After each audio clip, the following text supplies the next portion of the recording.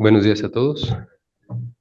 Bienvenidos a la sesión general del Centro Médico ABC, que como cada segundo martes del mes se enfoca en los trabajos de investigación que llevamos a cabo en nuestro centro. En esta sesión contamos con el departamento de Brimex y la clínica Amistad, es decir, vamos a presentar trabajos de colaboradores que se llevan a cabo dentro de nuestro centro, para lo cual contamos con la presencia de la doctora Mota, el maestro Ortiz. Le voy a ceder la palabra a la doctora Mota para que dé una introducción. Adelante, doctora Mota.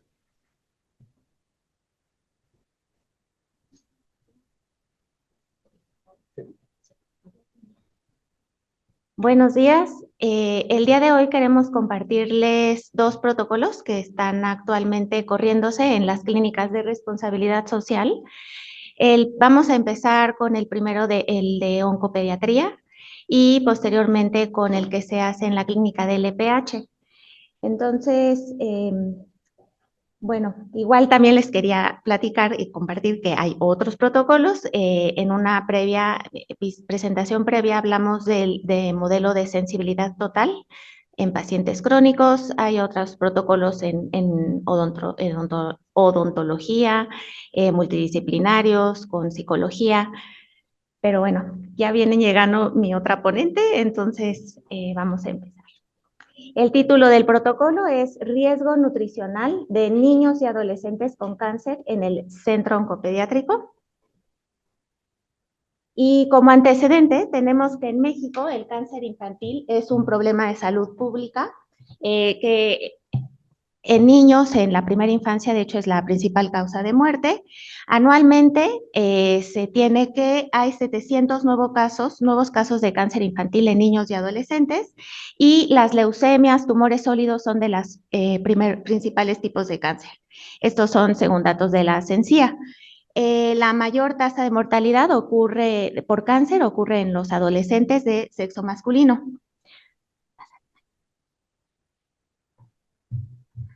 Buenos días. Bueno, y hablando de otros casos de la CENCIA, en el año 2022 se reportaron 1,573 pacientes con cáncer, de los cuales 809 fueron leucemias, que fue el 51%, y 764, gracias, fueron tumores sólidos, que esto pertenece al 49%, y como pudimos ver en la diapositiva anterior, pues la mayoría también, pues son casos en hombres. Y también teniendo estas tasas de incidencia, lo cual nos identifica que el grupo de 0 a 4 años de edad presentó una mayor tasa de incidencia en un 13.58 casos por 100,000, y la menor tasa de incidencia fue en adolescentes de 15 a 19 años, con 5.26 casos por 100,000. La tasa de supervivencia va a depender también del diagnóstico temprano y del tratamiento que nuestro paciente tenga. Según la OMS, la supervivencia va a reflejar la desigualdad, y esto tiene que ver también con la parte de los ingresos de los países. Por ejemplo, alrededor de los niños con cáncer en países de bajos y de medianos ingresos van a tener una supervivencia del 20%. En cambio, los países que tienen unos ingresos mayores, la tasa de supervivencia es del 80%, y por ejemplo aquí en México la tasa de supervivencia es del 50%. Y hablando de cáncer y desnutrición, bueno, pues tiene un impacto físico, social, económico en el paciente, y la desnutrición en oncopediatría pues también se debe a que pues nuestros pacientes tienen una ingesta insuficiente, y esto se debe también a los efectos secundarios del tratamiento que presenta, náuseas, vómitos, falta de apetito, cambio del sabor en los alimentos, y también las características específicas del tumor y el estadio del cáncer, y pues las alteraciones metabólicas propias de la enfermedad. Esto va a oscilar entre el 11 y el 76%, y esto es acorde al estadio de la enfermedad en el momento en el que se diagnostica, y pues obviamente también los parámetros que se tienen que evaluar para el estado de nutrición. Y en un estudio mexicano de niños con leucemia, el promedio de 5 años, pues la prevalencia de desnutrición fue el 12%. En un estudio de nuestra población de aquí del Centro Médico ABC, tuvimos una muestra de 80 pacientes, 33 femeninos, 47 masculinos, de los cuales volvemos a reiterar, los números de casos en cáncer, pues la mayoría siguen siendo del sexo masculino, y pues tenemos un bajo peso para la edad del 33.8%, una talla baja para la edad del 30.1% y una estatura baja para la edad del 13.8%. Y bueno, pues tenemos una comparación también entre los percentiles de nuestros pacientes con la evaluación, donde pues también vemos que los pacientitos que tienen menos de 10 años, pues la mayoría de sus percentiles en promedio oscilan entre el 10, y en cambio con los pacientes mayores de 10 años, sus percentiles oscilan entre el 37.5. Vamos a hablar de desnutrición en los pacientes oncopediátricos, donde pues esto ya lo mencionamos, que pues la desnutrición va a comprometer la capacidad de combatir infecciones en el paciente, va a tener una menor tolerancia a los tratamientos y pues vamos a tener una mayor toxicidad de los medicamentos, va a haber mayor tiempo de hospitalización en estos pequeñitos y pues la tasa de supervivencia pues va a ser mucho menor. Y entonces es muy importante tener un soporte nutricional para tener pues mejores resultados clínicos y pues trabajar en equipo para poder tener estos resultados adecuados. También nosotros utilizamos un tamizaje que utilizamos para identificar a los pacientes que tienen bajo peso, y este es el tamizaje de nutrición Strong Kids. Y bueno, pues va a predecir desnutrición en el paciente hospitalizado pediátrico. Es validado por la ASPEN. Y bueno, pues este va a constar de 4 preguntas que van a evaluar de forma global el estado nutricional de nuestro paciente. Y esto va pues acorde a la respuesta de cada puntaje. Y este es nuestro formato que utilizamos para el tamizaje de Strong Kids. ¿Cuáles son las 4 preguntas que utilizamos? Bueno, pues si el paciente está en un riesgo nutricional deficiente, juzgado por evaluación subjetiva, pérdida subcutánea, pues se les daría un punto a nuestro pacientito. ¿Existe la presencia de una enfermedad subyacente con un riesgo de desnutrición o cirugía mayor? Pues este puntaje ya lo tienen nuestros pacientes por default, pues porque ya están diagnosticados con cáncer, entonces ellos tienen 2 puntos en automático. Algunos de los siguientes aspectos están presentes. Si nuestro paciente presenta diarrea, vómito en los últimos días, si está reduciendo la ingesta alimenticia algunos días o antes, pues ya tenemos un punto. Y si hay pérdida de peso o no hay ganancia de peso durante las últimas semanas, pues nuestro paciente ya también tiene otro punto. Entonces, el puntaje mayor corresponde a 5 puntos. De 4 a 5 puntos, pues podemos decir que nuestro paciente ya tiene un riesgo alto de desnutrición. De 1 a 3 puntos, nuestro paciente presenta un riesgo moderado, y de 0 puntos, pues es un riesgo bajo. Bueno, pues el objetivo de trabajo es evaluar y comparar los indicadores de crecimiento con el riesgo nutricional que se obtiene a partir del tamizaje de la prueba de Strong Kids. Aquí están los criterios de selección de nuestra población. Estamos incluyendo a todos los pacientes que ingresan y que están activos en tratamiento en el Centro Oncológico Pediátrico del ABC. Que se trabaja dentro de las clínicas de responsabilidad social. Son pacientes de ambos sexos, entre 1 año a menos de 18 años. Son originarios de la República Mexicana, son vulnerables con bajo nivel socioeconómico. Esa es, digamos, como la principal variante para entrar e ingresar a este programa. Deben tener ya el diagnóstico confirmado. La mayoría tiene lo que les platicamos, que ingresan por tumores sólidos o cánceres hematológicos. Están con tratamiento de radioterapia, quimios, inmunos, algunos con cirugías, otros no lo requieren, algunos trasplantados o no de médula ósea, con o sin recaídas y amputación. O amputaciones, con o sin amputaciones, y que hayan accedido a participar en el protocolo. Entonces, los criterios de exclusión son los pacientes que están en cuidados paliativos, que ya no tienen no reciben tratamiento, o los que ya están en etapa de vigilancia. Y se eliminan aquellos pacientes que desertan, que salen del programa, o bien algunas adolescentes que pudieran quedar embarazadas. Actualmente este protocolo pues se sigue llevando a cabo, estamos todavía recabando la muestra. Vamos a piso, estamos capturando todos los datos de los expedientes clínicos, entrando cuarto por cuarto a aplicar las pruebas de tamiz. También tomamos las mediciones. A veces hay que corroborar datos porque hay como errores de la estatura que se hacen más chiquitos o más grandes, ¿no? Con respecto al día anterior. Entonces, pues hay que validar toda esa información, se ingresa a bases de datos y se llevan a cabo los análisis. Entonces, al día de hoy tenemos una población de muestra de 62 niños y adolescentes. Una quinta parte de ellos son niños de primera infancia y bueno, lo resalto porque pues justo este es como el grupo donde más riesgo de desnutrición hay. La verdad es que por sexo están muy equitativos entre hombres y mujeres, al igual que por diagnósticos. El 53% tienen neoplasias hematológicas, el 47% con tumores sólidos.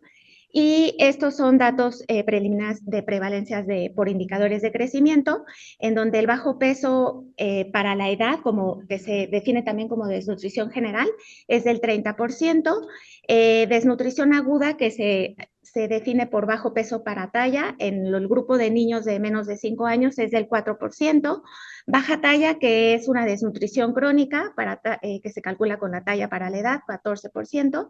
También tomamos medidas de perímetro braquial, que habla de la reserva de músculo, es del 40%, y el bajo peso por IMC, por índice de masa corporal, del 29%. Entonces, igual, algo importante que resaltar es que usamos de referencia las tablas de la OMS y para niños menores de 2 años y a partir de 2 en adelante del CDC.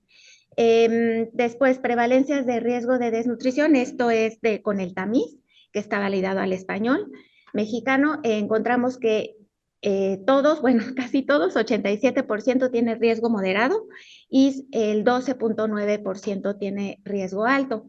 Entonces, por ahora estamos cruzando la información en donde se compararon promedios de cómo se clasifica el riesgo de desnutrición del tamiz y con los promedios de las percentilas de peso, talla, índice de masa corporal, estos indicadores de crecimiento y de reserva de músculo. Y lo que más se ve es que hay diferencias significativas entre los grupos de riesgo moderado y riesgo alto, entre los promedios de peso, del índice de masa corporal, de la reserva de músculo. Entonces, bueno, pues sí van a tener unas percentilas muy inferiores, significativamente clínica y estadísticamente, los que están en el riesgo alto de desnutrición. También otro dato importante es que igual los promedios entre el riesgo medio y alto son niños más chiquitos, que eso también ya como que veíamos eso en estudios también, análisis previos, que son niños más chiquitos los que están en el grupo de riesgo alto. Y bueno, pues esos son los datos. Más adelante también queremos como hacer subanálisis, segmentando por estadios, por recaídas, por tipos de tratamiento y los diagnósticos, ¿no? Es importante que en la literatura sí está reportado que en algunas poblaciones a lo mejor puede haber más desnutrición en algún tipo de cáncer que en otro, pero en otros no. Entonces, igual queremos analizar esa parte en nuestra población. Como conclusiones para esta presentación, los niños y adolescentes con riesgo alto en el tamiz presentaron bajo peso y baja reserva muscular. La prueba de tamiz de riesgo de desnutrición va a ser de utilidad, o sea, estamos confiados en poder seguirla utilizando para identificar los niños que tienen más riesgo de rezago en el crecimiento. Y es importante que exista un tratamiento nutricional oportuno, crucial para prevenir el déficit de crecimiento, optimizar el tratamiento oncológico y también para mejorar su pronóstico. Entonces, en el futuro, los análisis, de hecho, uno de ellos ya se está también corriendo ahorita, es evaluar la inseguridad alimentaria en esta población. Son niños altamente vulnerables en sus familias, en sus casas, desde los estados de donde vienen. Entonces, se puede comprometer, de hecho, sí se compromete su alimentación. Y bueno, también otro protocolo sería evaluar la intervención que hacemos de su plan de alimentación, educación, junto con suplementos que se obtienen aquí de parte también del programa. y hacer comparativos más finos con composición corporal, con bioimpedancia eléctrica, y análisis, por ejemplo, en campo, o sea, en camas, pues no tenemos ahora el InBody como para llevarlo en piso con rueditas, pero sí podemos también hacer plicometrías, perímetros, etc. Y por qué no, también conocer cómo se comportan otros tamices. Hay uno muy reciente validado en población mexicana en el INP, entonces también queremos, y otro, ese es nacional, y hay otro estadounidense que es el SCAN, también en niños y adolescentes. Todavía no están como avalados por la ASPEN y ESPEN, que es los organismos de nutrición especializada en europea y estadounidense, pero también tenemos ese interés en poderlos comparar en nuestros pacientes y ver qué beneficios también encontramos. Pues muchas gracias y no sé si hay alguna pregunta, duda, interés.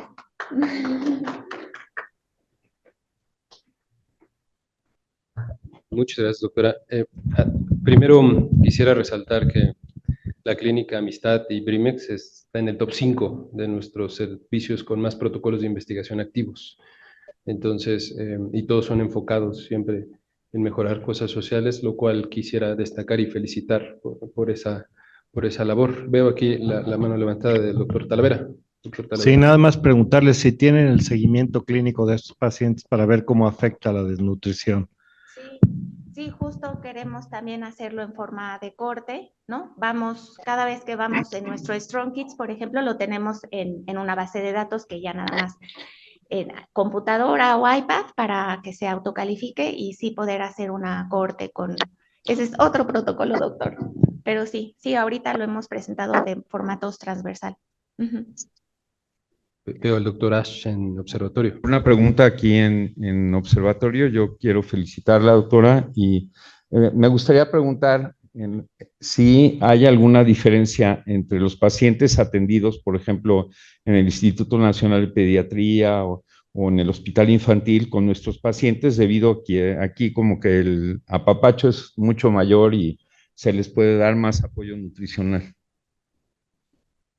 Es que las estadísticas de desnutrición son bien amplias, o sea, dicen en la literatura del 7, 5% hasta el 70%. Y a nivel nacional, pues igual lo más cercano y similar a nuestra población en comunidades similares están también muy parecidas en 30%, 24%. O sea, es uno nacional, estudio en niños de leucemia de primera infancia, está en 24%. Y está un poco más bajo, pero bueno, en nuestra población fue del 30 y metíamos a niños de primera infancia en conjunto con los de adolescentes. Entonces, pues sí, va a ser interesante incluso hacer ese análisis, discutir más sobre eso. Gracias, doctor. ¿Alguna otra pregunta aquí en observatorio, en Zoom? ¿Alguien que quiera levantar la mano?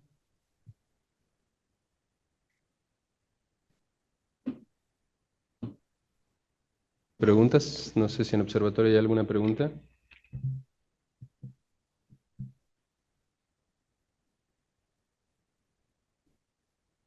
Si no es así, le damos las gracias a la doctora por su participación y pasamos al segundo protocolo a cargo del maestro Chávez.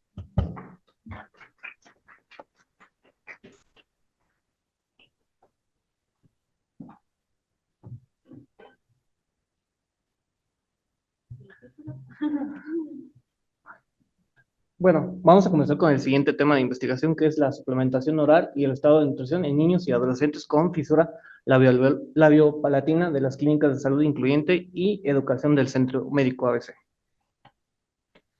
Como parte introductoria, la fisura labiopalatina es una malformación congénita caracterizada por una abertura normal, esto en la región del labio superior y el paladar, y también se puede verse afectada ambas regiones. Esto debido a una fusión incompleta durante los procesos faciales, esto en el desarrollo embrionario.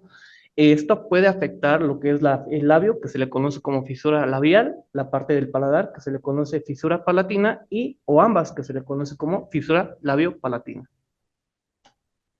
Entramos en la parte de las clasificaciones, que aplica para ambos, que es la fisura labial y la fisura de paladar, que puede ser unilateral incompleta, unilateral completa y bilateral para ambos casos.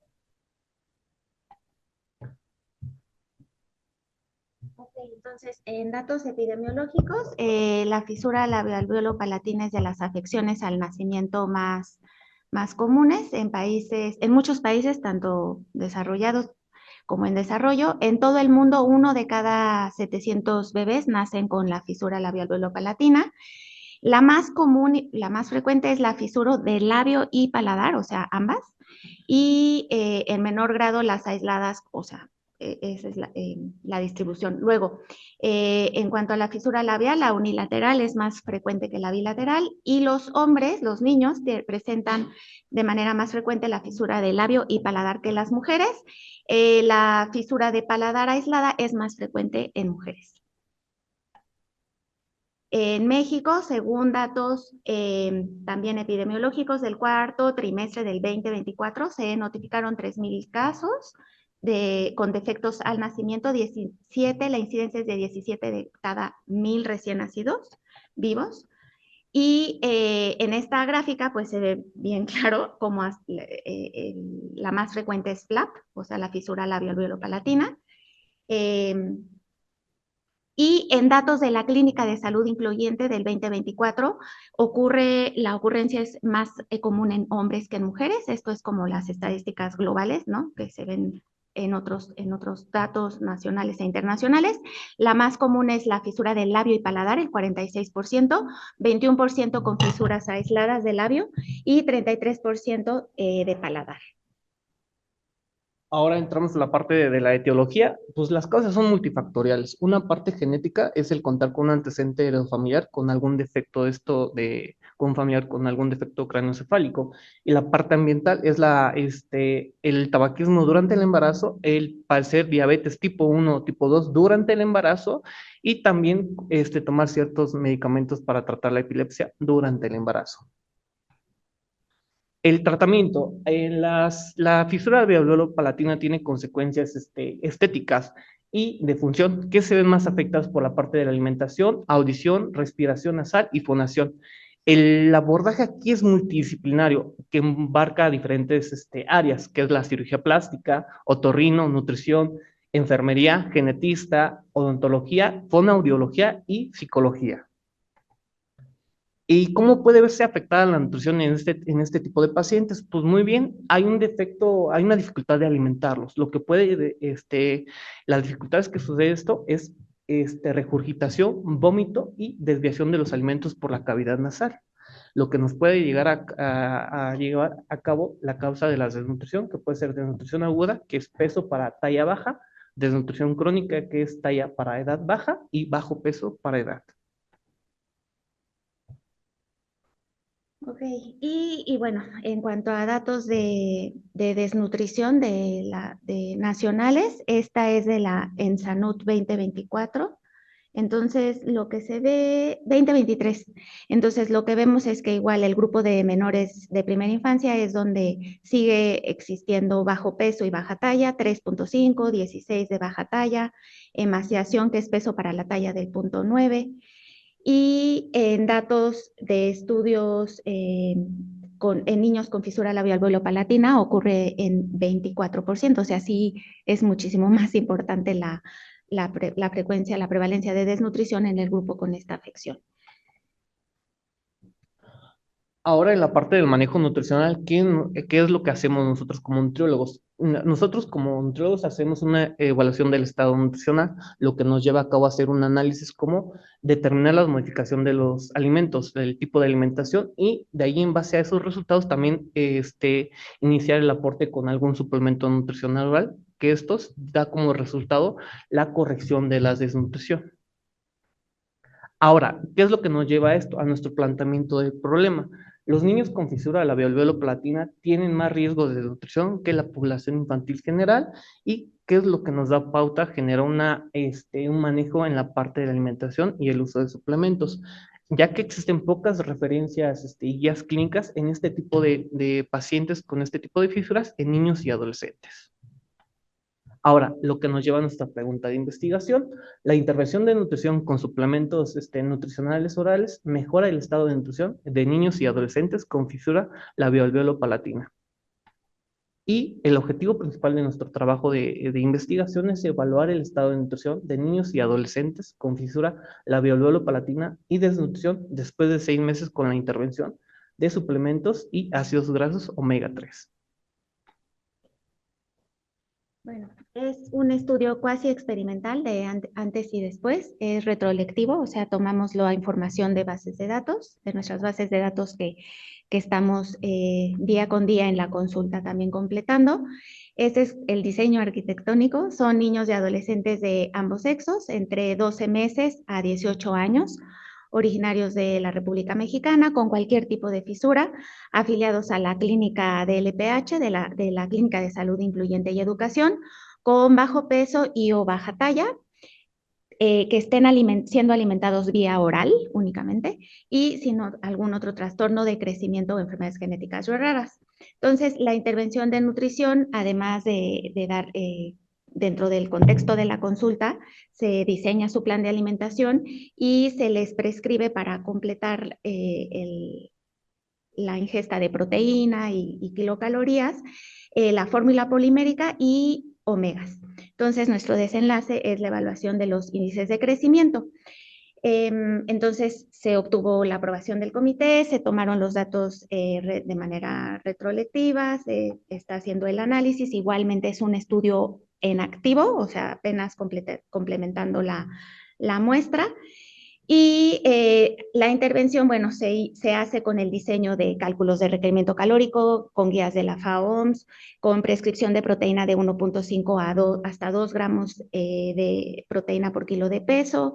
Y cuando son niños menores de 10 años, acorde con el aporte también kilocalórico y principalmente de proteínas, se da Pediasure para los niños mayores, ProSure o Fresubin HPC, y los omegas que también se da en formato de un jarabe que se llama Lisi Junior, es seguro para niños, me va a regresar tantito. En los niños menores de 5 años es 5 mililitros y para los mayores de 6 años 10 mililitros. Entonces, ¿cómo estamos al día de hoy? Son 34 niños, se están incluyendo todos los que tienen este diagnóstico, no es como un muestreo, toda la población con desnutrición y que tienen la fisura. Empezamos el año pasado con 34, llevamos 34 niños identificados, 10 hemos tenido que sacarlos de nuestro análisis, no de la atención, del análisis porque dejaron de venir de manera continua. Muchos vienen de otros estados muy lejanos, entonces sí tuvimos pérdidas. Y 24 pacientes son los que estamos analizando ahorita, en promedio de edad son 9 años. Y la mayoría son de hombres, 62% contra 37 mujeres. En cuanto a los diagnósticos, la más frecuente fue la fisura unilateral izquierda, con el 33%, le siguió la unilateral derecha, bilateral el otro 25% y fisura de paladar 16%. En cuanto a la la cantidad de cirugías que llevan los pacientes, la mayoría tienen al menos 2 cirugías, 46%, otros únicamente una cirugía y la menor proporción de pacientes han tenido 4 o más cirugías. Y bueno, esta es una tabla, entonces igual queremos analizar la cohorte, ¿no? De cómo entran antes de empezar nuestra intervención y el manejo con los suplementos y a los 3-6 meses. Y bueno, pues son datos preliminares, queremos seguir nutriendo nuestra base con más muestra, más población, más pacientes. Y sí hemos visto mejoras son promedios de percentilas. Entonces, en los índices de peso, especialmente se ve mejora también estadísticamente significativa. De 2 sube hasta 7.85. A ver, lo voy a señalar. Creo que no tiene pila, pero bueno. De 2 a 7.85 mejora 5 puntos de percentil. La talla igual mejora de 5.7 a 6.3. El índice de peso talla solo lo calculamos para los niños menores, que son 6, entonces ese no lo metemos ahorita a las estadísticas, al análisis. Pero sí vemos cambio de 21 a 27 y en IMC de 25 queda a 24. Ese es el único que se queda casi igual. Como conclusión, la intervención de nutrición con suplementos Infantiles mejoran el estado de nutrición a corto plazo. Esto nos da pauta para poder extender nuestra intervención al año y medio, 2 años, lo que se requiera hasta que se corrija la desnutrición, y también habilitando al paciente para que tengan mejor pronóstico sus cirugías. Se necesita de más investigación para poder proponer recomendaciones de manejo de suplementos en esta población. Y como en el futuro lo queremos continuar, el análisis de efectos de nuestra intervención para ver cómo recuperan este peso y cómo van ganando también músculo a través de plicometría, de análisis de bioimpedancia eléctrica. Estamos esperando nuestro analizador corporal en la clínica y contribuir al desarrollo de nuevas terapias para atender esta comunidad de pacientes con fisura labial-palatina, reducir el riesgo de adiposidad excesiva. En el futuro también es importante. Hemos visto que algunos adolescentes ya recuperados, ya con sus 3 o 4 cirugías o ya nada más están en la parte estética, pues se van al otro extremo, ¿no? Entonces queremos justo intervenir a tiempo para que sea el menor número de casos. Y pues creo que ya, eso es todo. Muchas gracias.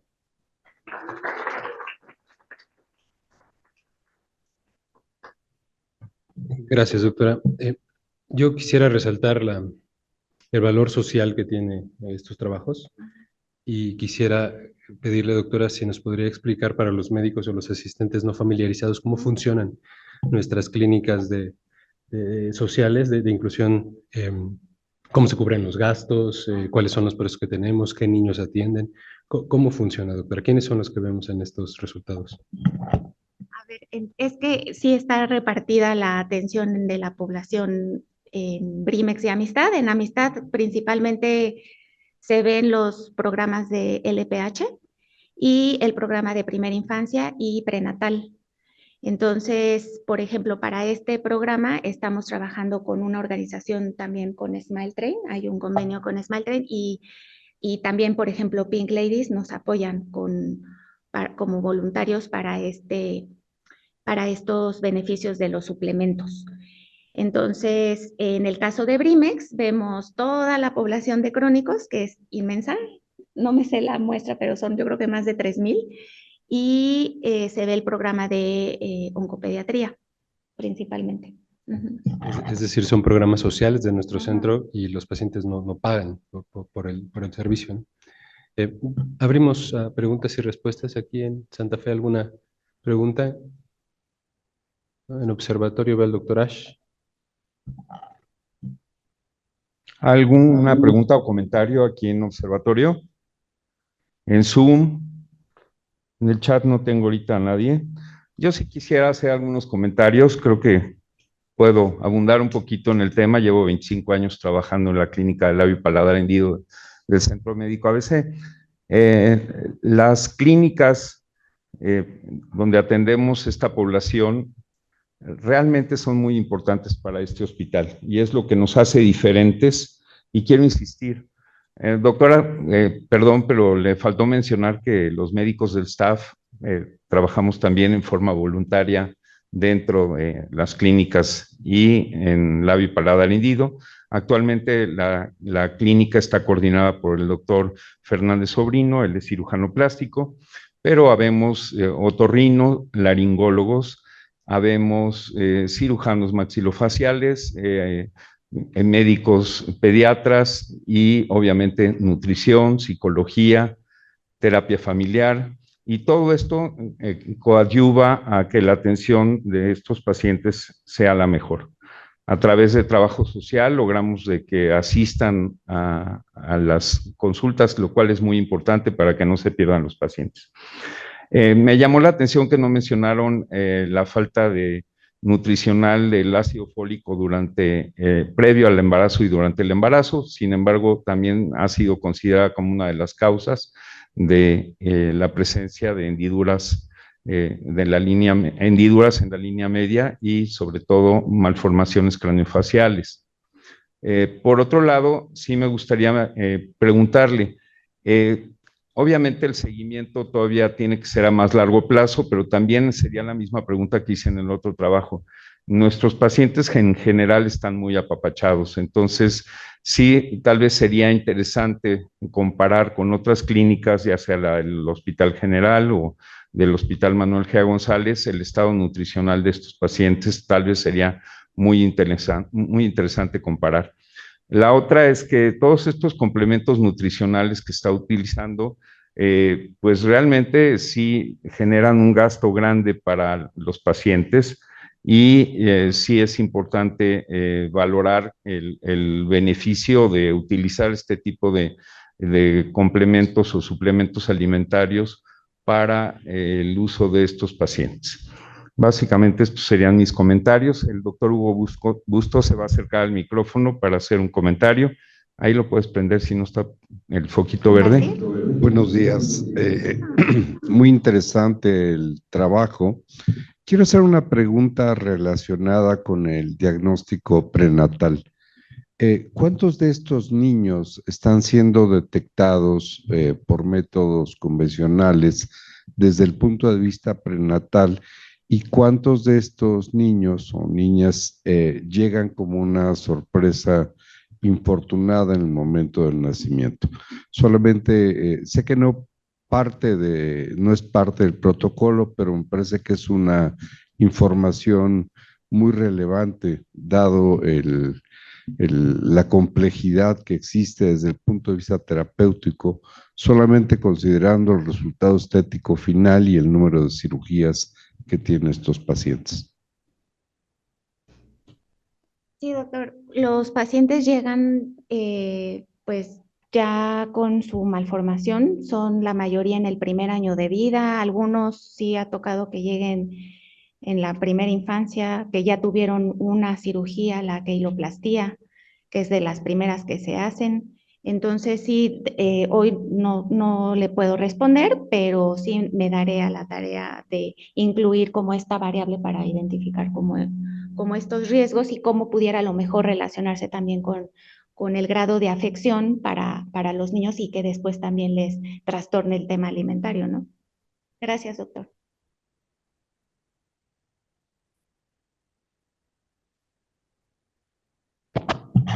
Dejamos de escucharlo, doctor Ash.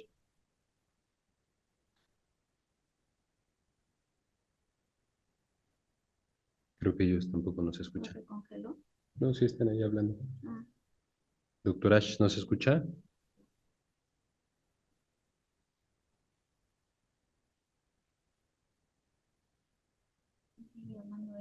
Sí, parece que no nos escucha el doctor Ash.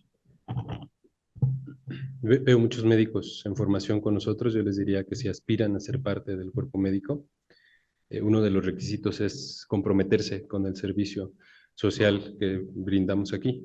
Si incluso altas especialidades, si llega un paciente en Brimex, ¿no?, que necesita cirugía de mano, que necesita el oncólogo, que necesita la cirugía de columna, de hendiduras labiopalatinas por ultrasonido, cuando se hacen los ultrasonidos estructurales y todos estos procedimientos que tú bien manejas. Pero desafortunadamente a la clínica llegan sin diagnóstico prenatal. Gracias. ¿Nos escucha?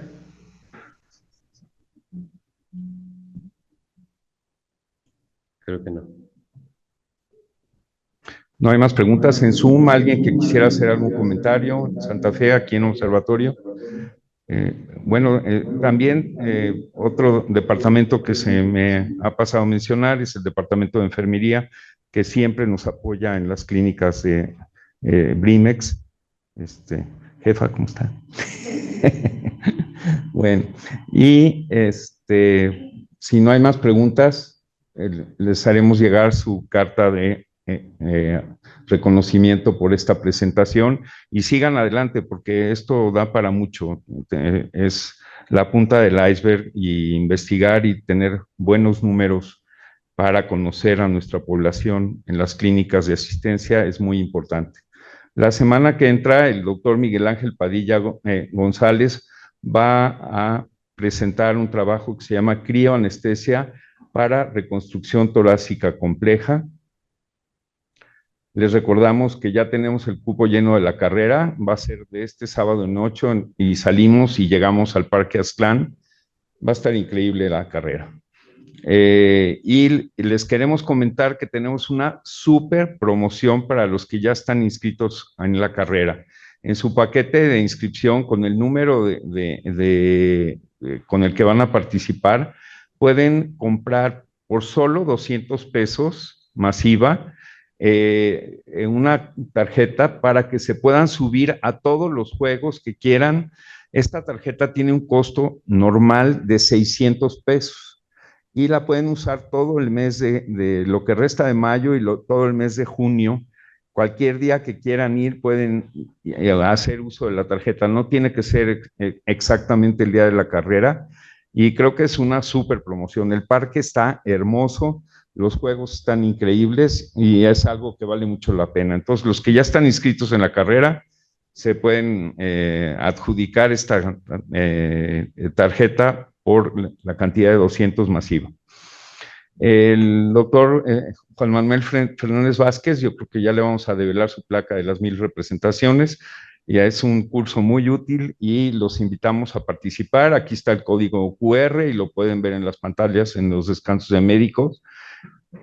También vamos a tener un gran congreso y, como dice, trabajando en equipo, los esperamos el 9 y 10 de junio. Otro curso, la laparoscopía ginecológica, que presentan el doctor Dudley y el doctor Eric, ahí en el centro de simuladores. Y ya se está llenando el crucero. Tuvimos la oportunidad de hacer una visita breve al barco y la verdad está padrísimo. Los invitamos a que se inscriban a todos los asociados. Ya estamos en mayo y hay que pagar el seguro de responsabilidad. La fecha límite es el 31 de mayo.